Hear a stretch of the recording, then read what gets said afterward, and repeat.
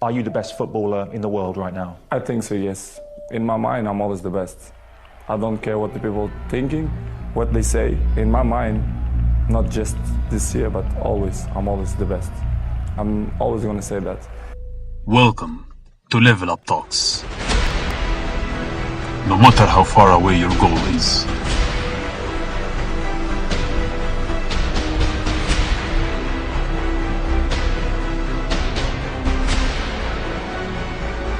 disappointment and frustration are binding you. There is always hope. There is always the one who cares, the one you love. There is always a way to level up. So we're going to talk about how we're going to start a podcast.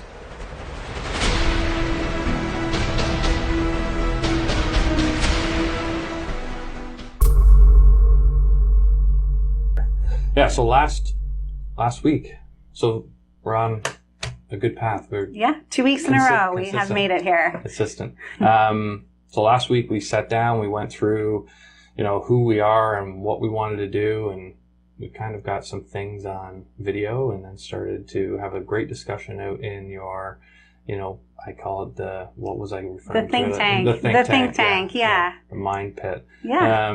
And we came up with some, I think, good names. Yeah, I think we came up with some great names. Yeah. There's 7 or 8 of us all brainstorming ideas together. And yeah.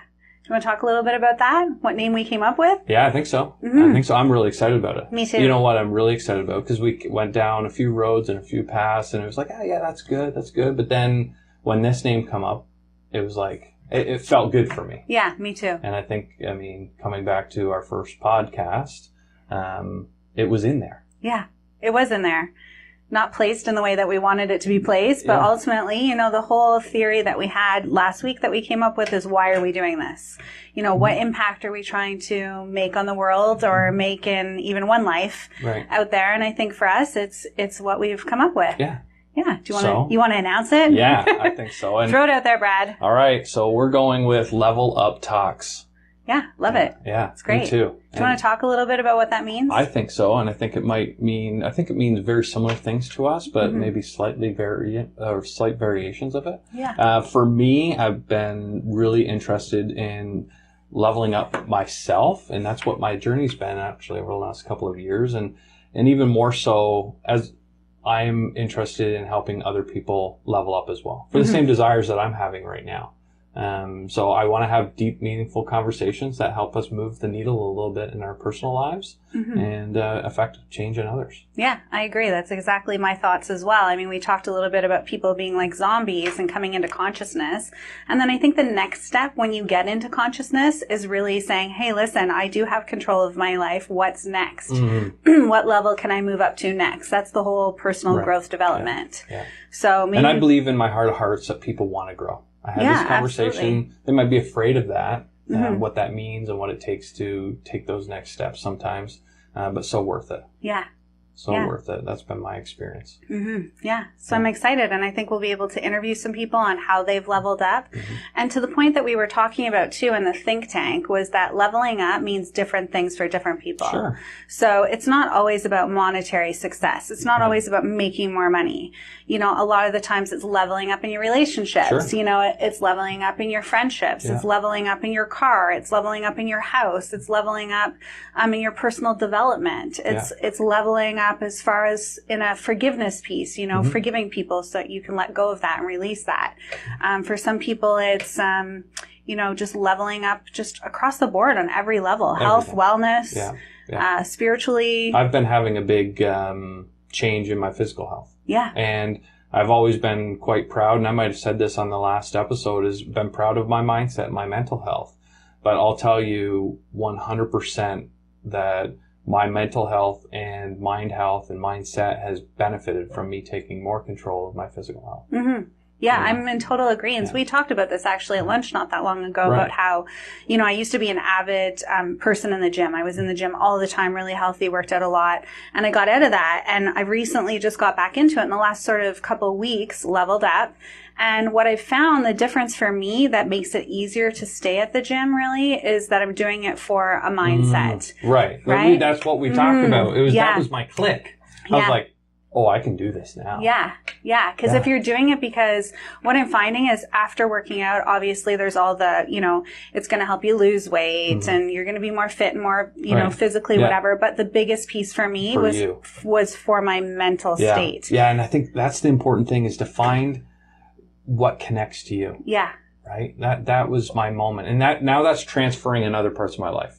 Right. Yeah. And that came to me in that conversation when we were having that from doing other things in my life. I mean, I've seen that in my, my business, traditionally an insurance advisor, going out, talking to, business owners about employee benefits. And I love talking to business owners. But it really wasn't speaking to who I was. And that's why I've shifted to the wellness conversation and incorporated that into that conversation. Yeah, because it's more aligned with you. And then it aligns with me. And now I'm excited to go in there and talk about the holistic plan of their employee benefits and what it means to them to level up their company. I mean, really. Yeah. There's just so many different levels of leveling up. Yeah. Yeah, no, that's why it was like the light turned on, the angels were singing. I just felt it in that moment. And it's authentic to us. Yeah. Which is one of the most important things for me. Yeah, absolutely. I think anything that you do in life, if you want to be successful at it and have joy come out of it, it has to be aligned with you. Right. This is why there's a whole world of people not happy, because they're going into a job that they're not aligned with, that doesn't make them happy. It doesn't spark joy in them. And it really only appeases maybe a few elements of their life. Maybe financially, they stay there because it's paying the bills. And I get that. Yeah. Totally understand that. So do you think that people have to switch their job, or do you think that any job that they have, they can make the best of it? Well, I think you can definitely make the best of it, but I do think that there's jobs that are more closely aligned with your true, authentic self that you should be doing. No, absolutely. That's a journey that's difficult, that's challenging. I've been going through my own journey with that. But it's worth it. It's worth it to pull back those layers. But I think anybody in any situation could be happier. Yeah. I don't care what it is. That's a positivity mindset, right? That's personal growth and development. We were talking about that in the think tank before you actually, the mind gym, before you came in, when you were out doing some things in your car. Yeah, absolutely. So, let's talk a little bit about our backgrounds. Yeah. Well, I think it's fundamental to get to know us a little bit more and get, the audience to know us a little bit more. So I prepared a few questions. Okay. And I don't know, if you, had questions, but, I really want to get to know Shannon myself. We've had some great conversations over the last while, but when I was doing this little bit of homework, it's like, well, I don't know this. And there's going to be so much that we don't know. Like, obviously, you can spend years together and then all of a sudden go, I didn't know about that about you. I either like it or I don't, or whatever the case may be. Yeah.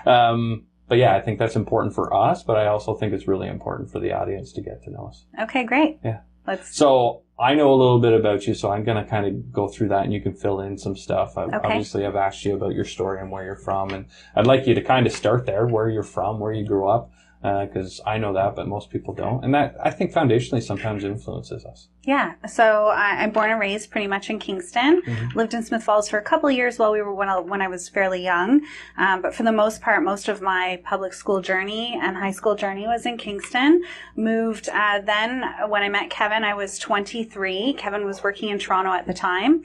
So I left Kingston at that point. I had just finished university. I actually went to school to be a lawyer. I did philosophy and psychology, and then decided that I didn't want to actually do law. I went in and sat in a couple courtroom cases and decided no, it wasn't for me. So shortly after that, I met Kevin. I moved to Toronto. We lived there for a year and a half. Then we decided, you know what, let's look around for buying a house. And as everybody knows, Toronto is very, grotesquely, overpriced, so to speak, compared to, say, the Napanee or Kingston region. So we ended up looking back at houses in the Kingston and Napanee area and settled on a house on Little Creek.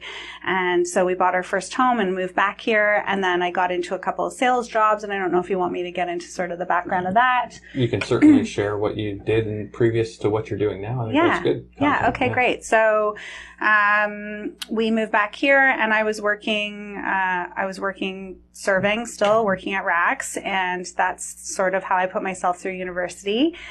Following that, my parents actually asked me to take over their hair salon. So I took over their hair salon in Kingston, and it was their baby. They'd had it for like 30 years and had put their blood, sweat, and tears into it, and they very proudly handed the keys over to me. And very sadly, in 2 short years, I drove it right into the ground.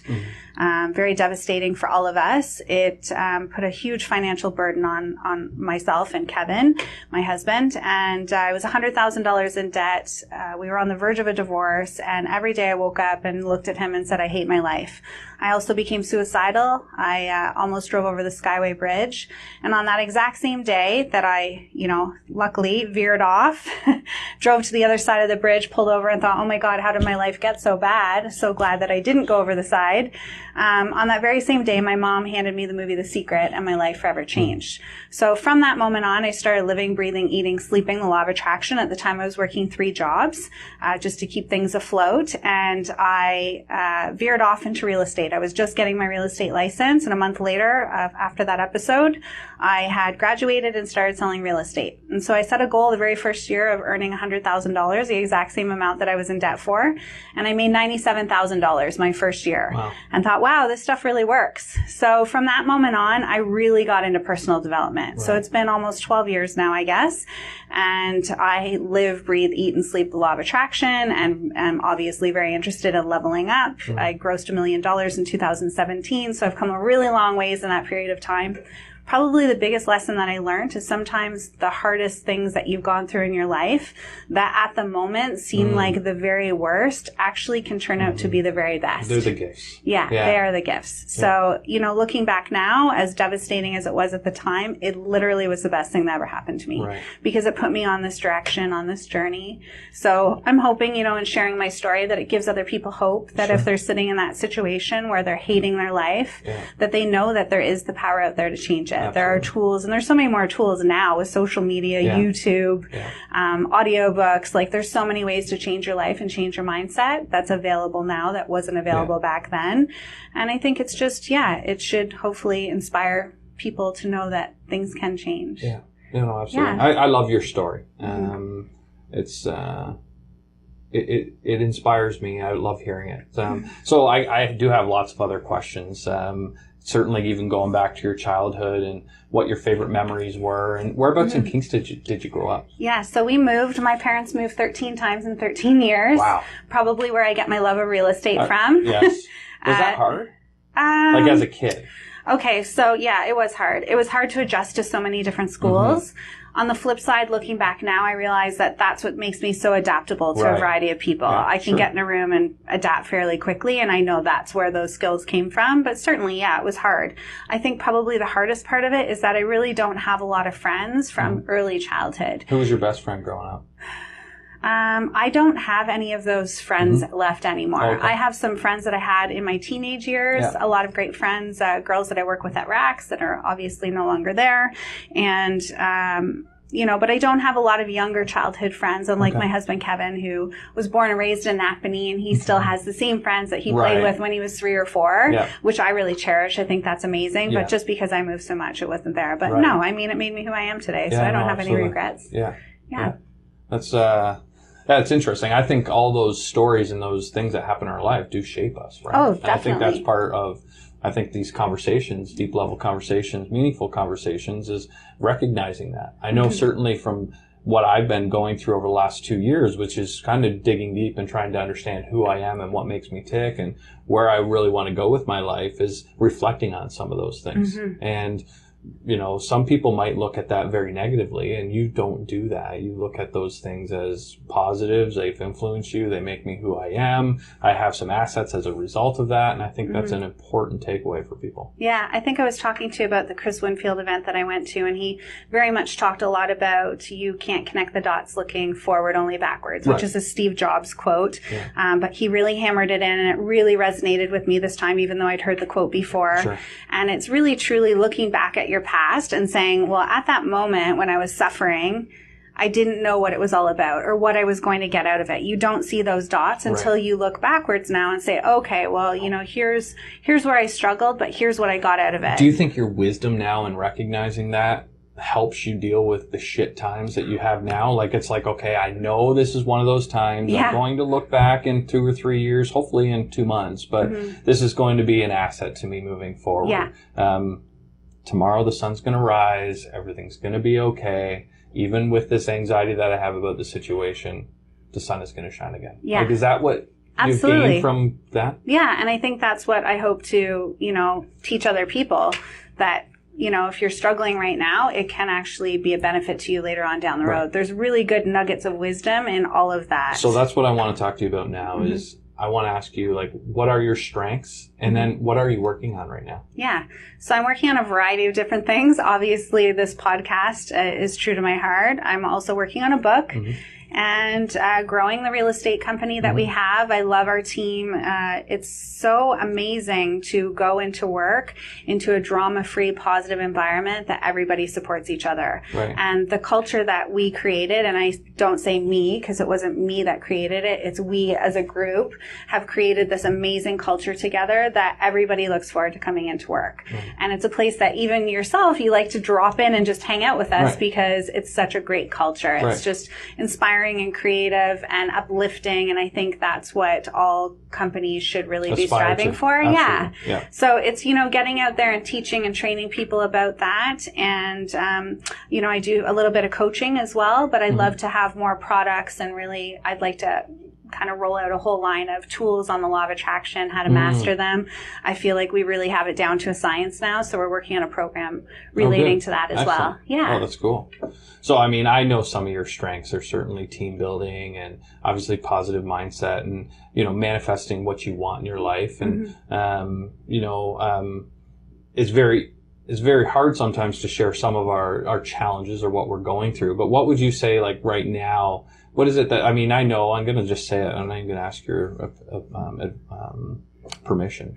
I know doing this podcast is stretching you. Yeah, absolutely, for sure. So I know that's maybe, I don't want to say superficial. I mean, it's not a grandiose challenge like many people go through, but, what is it that scares you?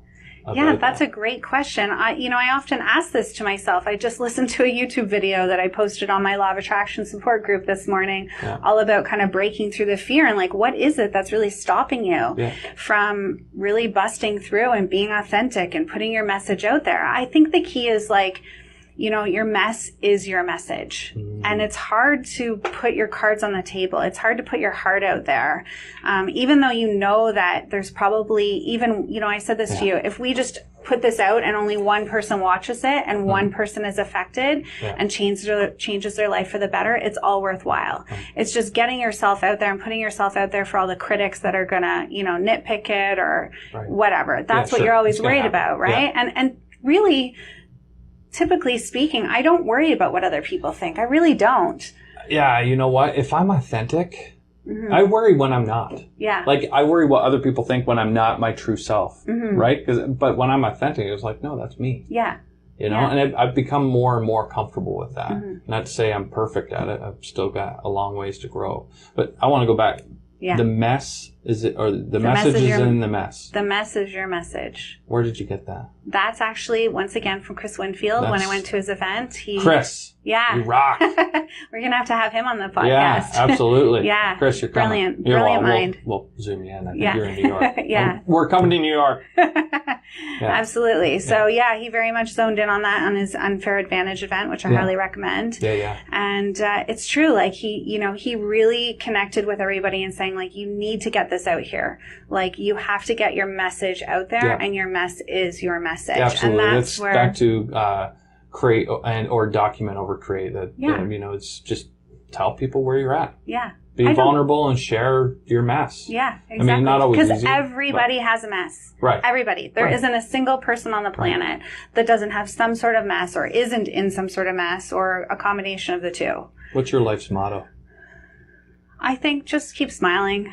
Really, just keep smiling. Keep happy.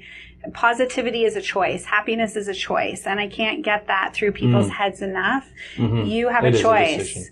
You know, I laugh because my 6-year-old son, I remember when he went to kindergarten and he came back one day from junior kindergarten, he was only 4 years old. And, you know, I realized how much that I subconsciously really programmed this into his little brain. And he came back and said, you know, so-and-so was crying today. And I told him, you can choose to be happy. Right. You know, and it's so true. People forget that. Yeah. It's not always easy when you're in the dark moments, though. Yeah. I know with my daughter, I mean, she'll be upset at sometimes, and maybe for something I don't think necessarily it should be as maybe emotional or as, I want to use the word exacerbated at that level. And I try to teach her that by making her laugh. Yeah. Or do something. I say, you know, if you choose, you can change your state. And not always easy to do, obviously, depending on the environment, but we do have that power. Yeah, definitely. You know, I listen to music sometimes to do it. Or do something stupid, silly.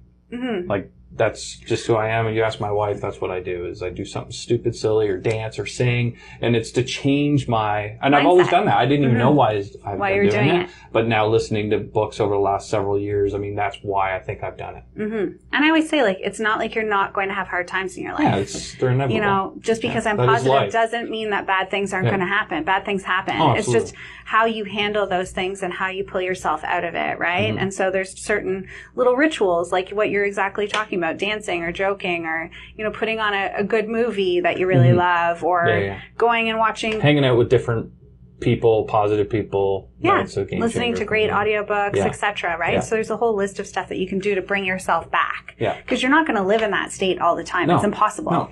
You know, nobody lives in that state. And some days it's a really big challenge to flip out of it, and other days it's really easy. Yeah. Some days you wake up out of bed and go, I feel really great. Is that, you know, from an authentic, transparent, vulnerable position is just because we're positive, uplifting, I think, people, doesn't mean we're always there. Yeah. Right? I mean, we have our downtime, and that's why we go sit in a group full of people and talk about good things, because it picks you up a little bit. Yeah. And your struggles, right? Like we were talking this morning about our struggles, you know, and then it's like, hey, listen, I figured something out. I had a conversation with something and I had a light bulb idea and, you know, I don't think I'm going to struggle with this thing anymore. That's the gift too. And that's why I love doing this or want to do this, is that if you've learned something or experienced something, share it. Yeah.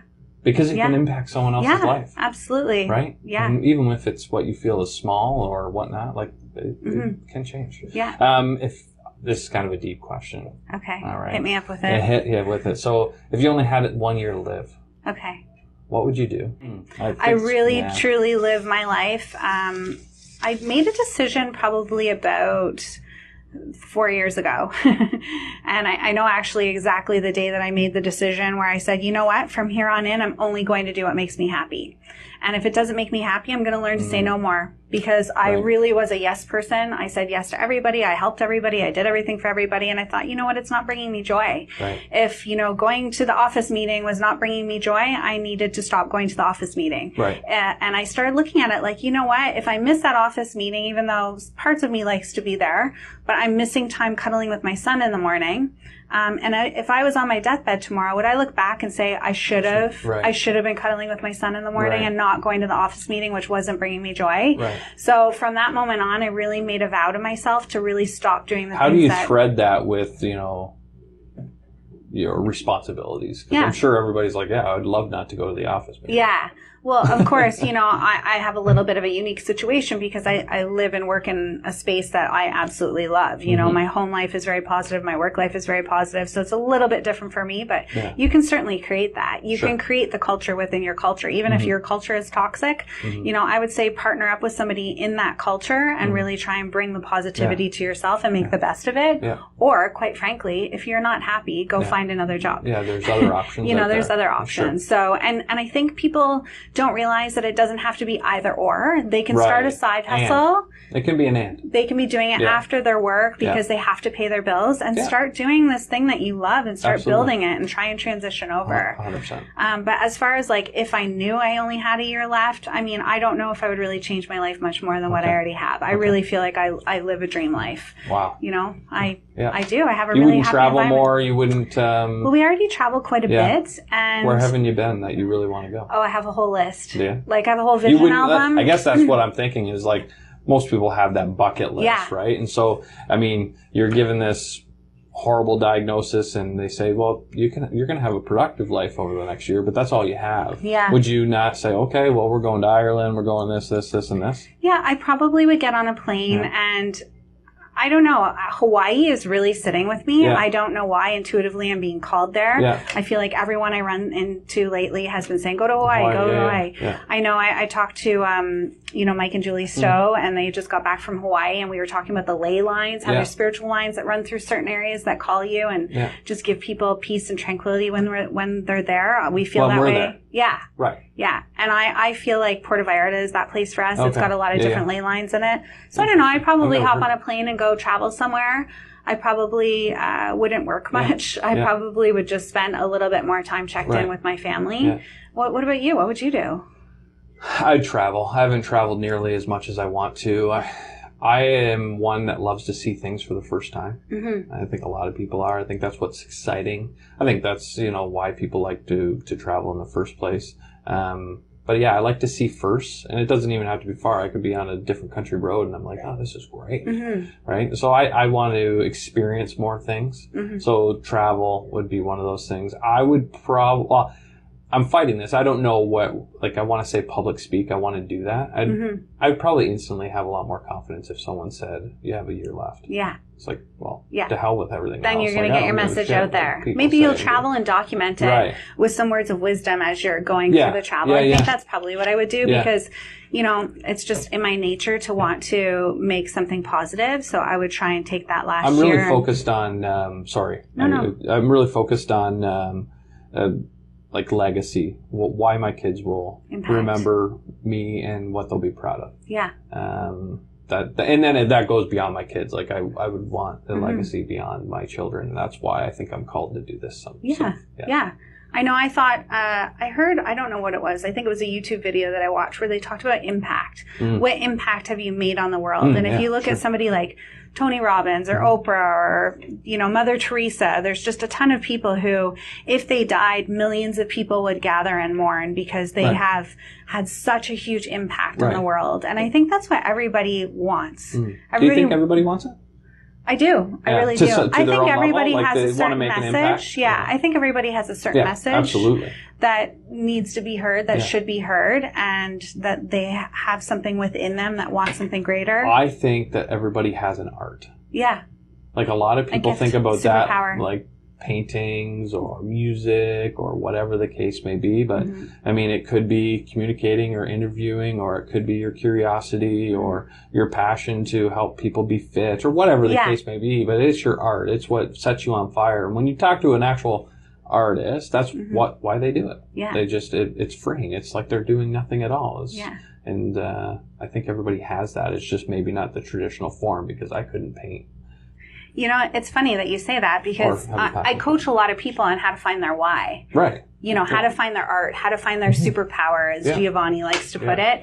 And I think, the biggest takeaway that I got is I watched a Gary Vee video and I think he said, what is it that you're passionate about? What is it that you could talk about till 4:00 in the morning and be really passionate and excited and not want to go to bed because you're talking about it? And whatever that is, that's your why. That's what you should be doing. That's what you should be doing. Yeah. And it took me probably a few months to really hone in on that. It takes a little bit. Yeah. But once you do, that's what you need to find your business around. Yeah, I posted this morning, or was it this morning? Or, you gotta get busy doing something. I'm on a journey myself, and it takes work, but it's worth the effort. As you continue to go down the path. So tell me a little bit about Bradway. Okay. Yeah. A little bit about Bradway. I grew up in Deseronto. Okay. And went to school here in Napanee, I went to college in Kingston, graduated as a computer programmer. Something that was really important to me growing up was hockey. I think that's where I get a lot of my confidence. I had some struggles growing up. I had some great friends. I mean, if I was to just focus on the positive stuff or just the things that really light me up, if I think back about the friends I had and the things that we did, I was just chatting with a buddy the other day. One of our friends' fathers passed away, and so of course I was communicating with some of the guys, and we're just lucky we still have that feeling and that bond, even though a lot of us, we don't talk it ever. Like, I just think about some of these guys and the memories we have and the things that we've done, and a lot of those were around hockey or going back to a farm and, you know, riding a four-wheeler and shooting pellet guns at each other, stupidly enough. I mean, definitely wouldn't allow your kids to do that, but our parents wouldn't have either. Yeah, certainly very pointing true. them at one another, but yeah, we had a crazy fun childhood. I certainly cherish that. Married for the last 11 years, 2 children, 15 and 7. I just can't believe how big they're getting. So that's a big part of my life. What else? I've been in the insurance industry for the last 13 years. I think I noted that earlier. Yeah, that's a little bit about me. I mean, what are the big struggles that you've really learned from? Oh, geez. I have a lot. I mean, one of the big struggles I've learned from, this past couple of years has probably been the most rewarding for me, for some of the struggles I've went through. But more of the journey that I've been on from a proactive, positive standpoint, putting myself out there, facing myself in my fear of recording. And I started a vlog called Daily Steps, and that was fun, and just documenting, because it's scary about putting a camera in front of you and sharing that. But it's been something I've been wanting to do, and that's why we're sitting here today. What else? I mean, there's so many. I mean, yeah, I've drawn blank, to be honest with you. Yeah, that's okay. Yeah. We'll get back to that next episode. Yeah. So where do you see yourself? What mission are you on? To empower people to be themselves and to impact others as a result, because everybody has an art, and that's what I truly believe. And I guess to go back to your previous question, I think I've had some lack of belief in myself. I've been, which is weird to say, but it's true, because when I say that to most people, they think I'm crazy because they don't believe that. But that's the truth, and that's why I've been documenting some of my experience, because I want people to think that just because someone has it all together, they don't know sometimes what they're doing. What I've gotten better at is being more authentic and following the path that I truly think that I should, and I'm not completely there yet, but that's where I'm at right now. What do you think some of your strengths are? Empathy, forgiveness, positive mindset. I have an innate ability to just look at the positive in everything. I've made that told me a little bit about who I am. You can ask some of my friends, certainly growing up, they would, why do you always have to stand up for that other person? Or why do you always have to, be so positive? Or why do you always have to get in the last word? That's probably another quality. Makes it hard for us to cut our podcast off. Yeah, exactly. And I've always been inquisitive. So that's, I think, I'm a curious person. Yeah. I grew up in a household where I used to hang out with the adults at the kitchen table and ask questions and having higher level conversations at the age of 7, 8, 9, 10, 11, 12, and they got progressively that way. That is something you were really strong at. You were really great at asking really good, in-depth questions. Yeah. Well, you're great at interviewing. I find it fun. Yeah. I do. I just find it fun to get to know people. It's natural for you almost. Like you come up with great questions. It feels good.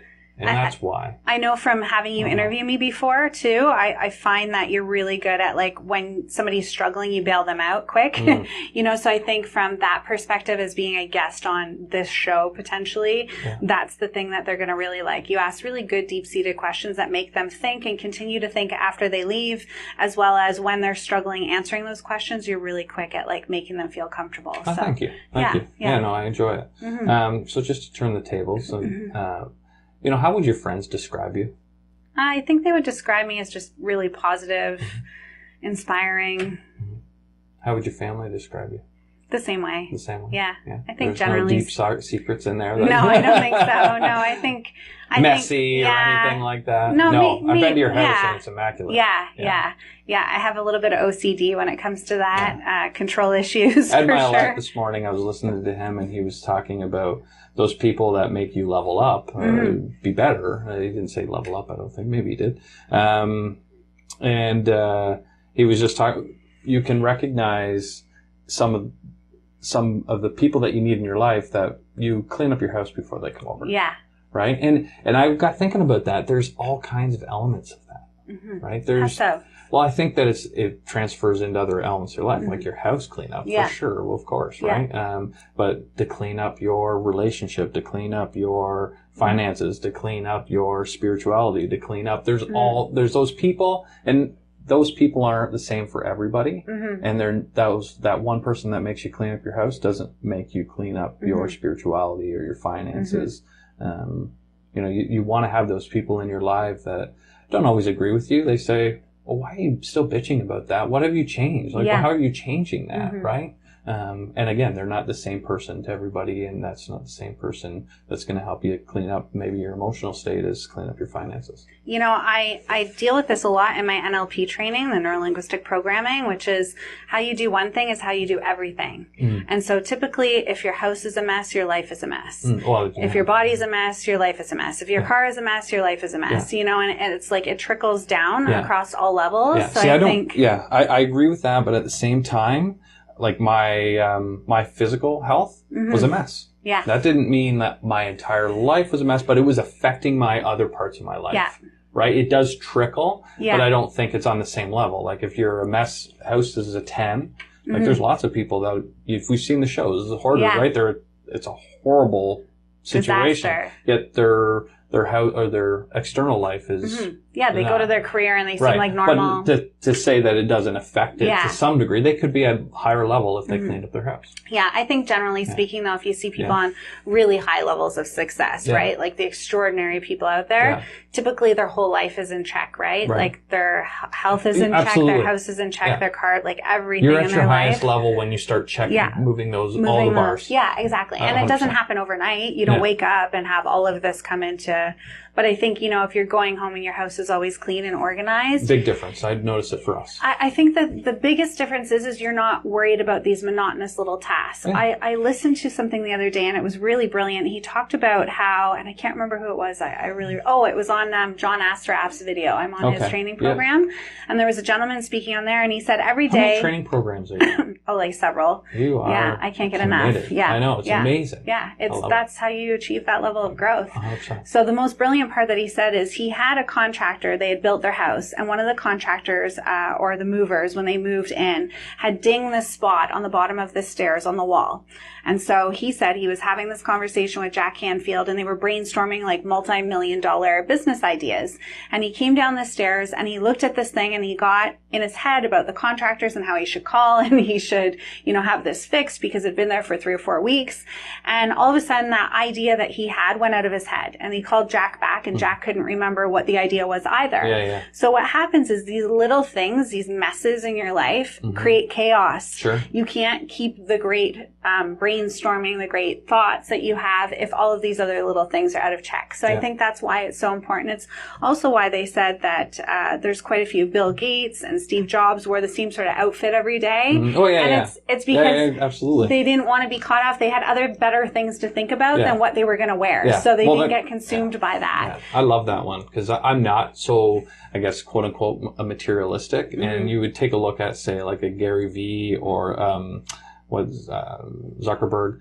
And if you saw them and didn't know them, you'd be like, on the materialistic scale, they're nothing. They're nobodies. I don't like that term at all, but I think they're starting to break that barrier a little bit too, that you don't need to wear a blazer and a tie to have success or to be cleaned up, quite frankly. I mean, I would think that they're cleaned up, but their energy is being put into a different area. It's being put into their mind, into their companies, into whatever it is that they're trying to level up and keep growing. Sure.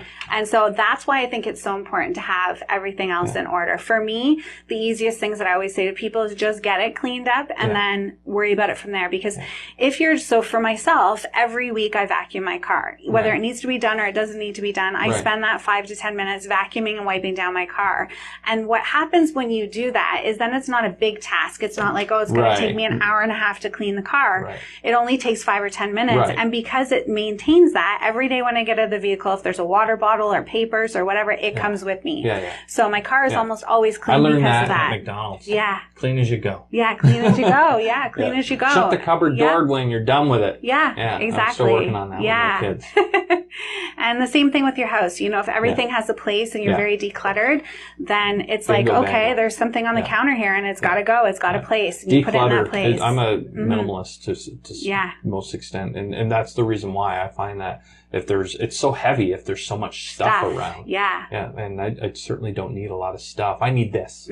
This is what I need. Yeah. You know, a lot of other things other than the roof and all those other things, but, you know, whatever. What qualities do you look for in a friend and business partner? Or business? So this is really big for me. I have really started to clear out the negative, right? And it's not that you have to eliminate friends, so to speak, or family members for that matter.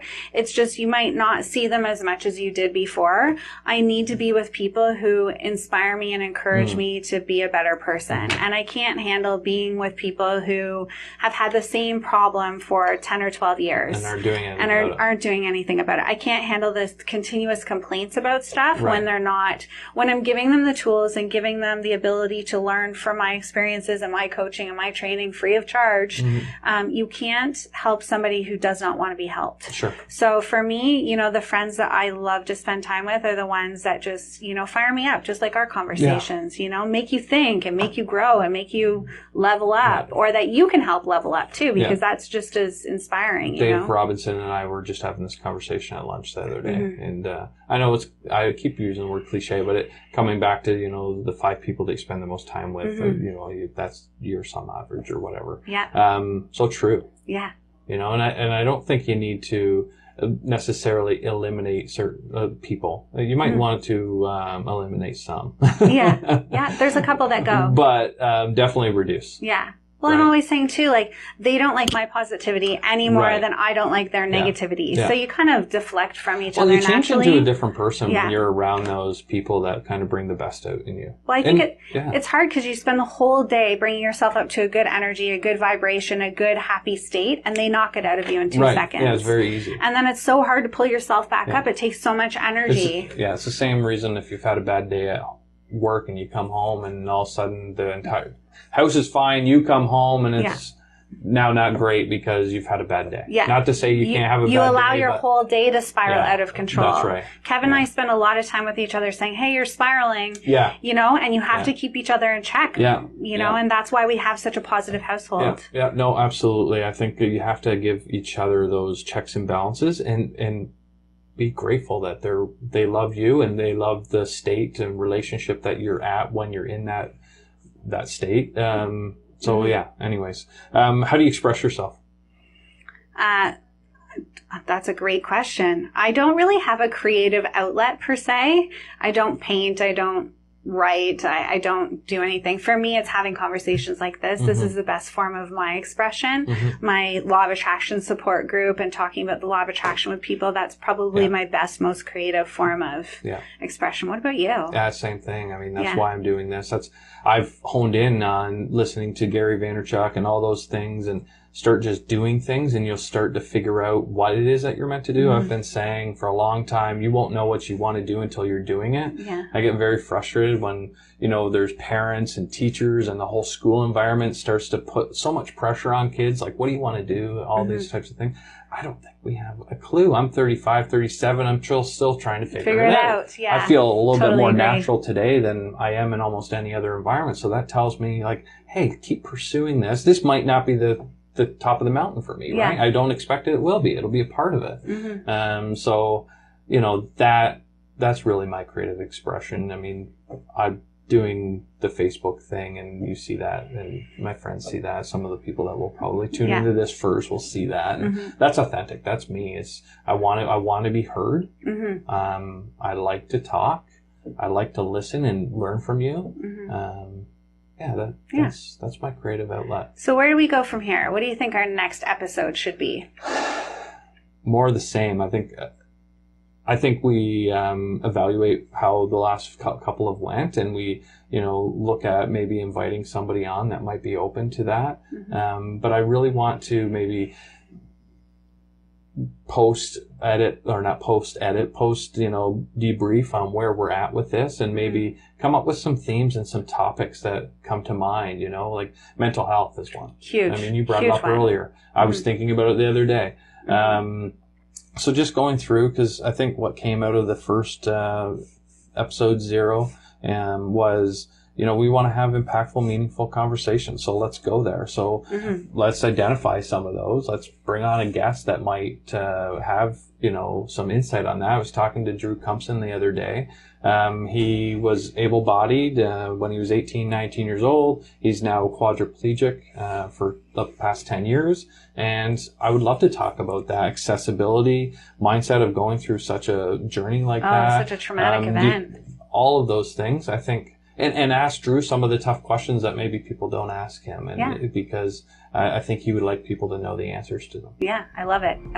Love where this is going. Thank you, Brad. Yeah, awesome. Thank you.